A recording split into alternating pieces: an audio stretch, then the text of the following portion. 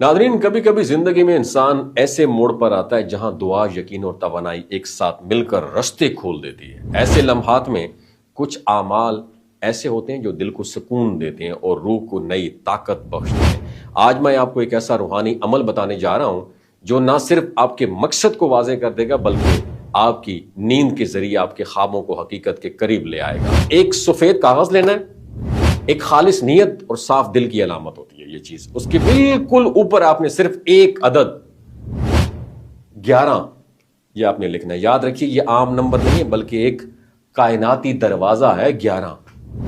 ये कैसी तवानाई जो इंसान के यकीन और अमल के दरमियान में कनेक्शन बनाती है। इस 11 के दरमियान में अब आपने लिखना है इन्नल्लाह अला कुल्लि शैइन कदीर, बेशक अल्लाह हर चीज पर कादिर है। और यह आयत सिर्फ अल्फाज नहीं बल्कि यकीन का ऐलान है। इस बात की याद दहानी है कि दुनिया की हर ताकत, हर पॉसिबिलिटी और हर रास्ता उसी के हुक्म से मुमकिन होता है। अब इस आयत के नीचे एक लाइन में अपना मकसद लिखें। कोशिश करें कि यह जुमला मुख्तसर, सादा और दिल से हो, ज्यादा अल्फाज नहीं, सिर्फ नीयत का इजहार। जैसे मैं दिल की गहराइयों से कामयाबी चाहता हूं, या मैं अपने रिस्क में बरकत चाहता हूं। ये अल्फाज आपके और कायनात के दरमियान एक नियत नामा होंगे।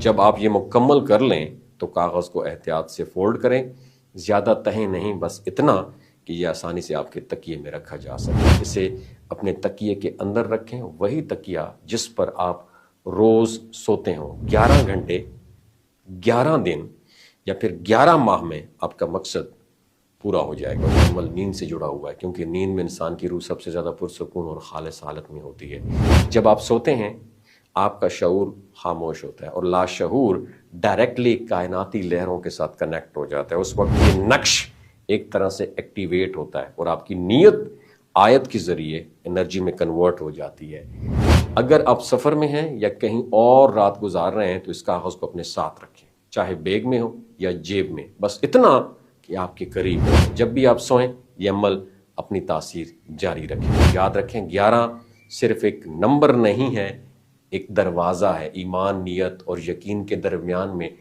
खुलने वाला दरवाज़ा। जब आप दिल से ये अमल करते हैं तो ये महज कागज़ नहीं बनता बल्कि दुआ का एक खामोश ज़रिया बन जाता है जो नींद में आपकी नीयत को पूरा होने की तरफ बढ़ा देता है। इस पूरे अमल का राज है खुलूस, यकीन और खामोश नीयत। जब ये तीनों चीज़ें इकट्ठी हो जाएं तो लफ्ज़ दुआ बन जाते हैं और दुआ हमेशा अपना रास्ता ढूंढ लेती है। वमा अलैना इल्लल बलाग, डायरेक्टली कायनाती लहरों के साथ कनेक्ट हो जाता है। उस वक्त ये नक्श एक तरह से एक्टिवेट होता है और आपकी नीयत आयत के जरिए